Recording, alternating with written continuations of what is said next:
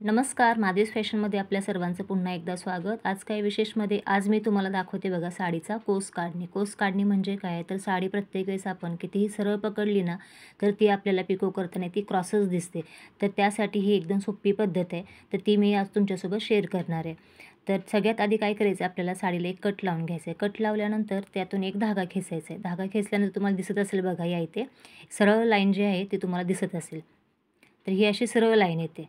काय होतं बऱ्याच वेळा खूप आपण प्रयत्न करतो साडीला व्यवस्थित धरून कट करायचा, पण साडी कितीही आपण सरळ कट करायचा प्रयत्न केला तर ती आपल्याला पिको करताना किंवा कट केल्यानंतर सुद्धा ती क्रॉसच दिसते।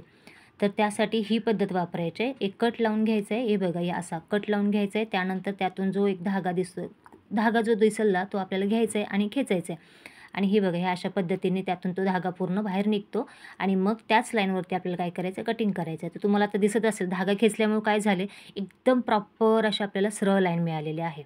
हे बघा तुम्हाला दिसत असेल हे अशी आपल्याला ना सरळ लाईन भेटते। तर त्या लाईनवरती काय करायचं आपल्याला कटिंग करायचं आहे। तर यामुळे काय होणार आहे आपला पिको जो आहे तो एकदम व्यवस्थित होणार आहे आणि सरळ होणार आहे। प्रत्येक वेळेस मी हीच पद्धत वापरते। ब्लाउज पीस मी कटिंग केलेलं नाही आहे। ब्लाउज पीस कटिंग करायच्या आधी तर ह्या अशा पद्धतीने मी कटिंग केले बघा। आता कट केल्यानंतर तुम्हाला ही सरळ एकदम साडी दिसेल। पिको केल्यानंतर सुद्धा साडी सरळ व्यवस्थित होईल। व्हिडिओ आवडला असेल तर लाईक करा। Thank you.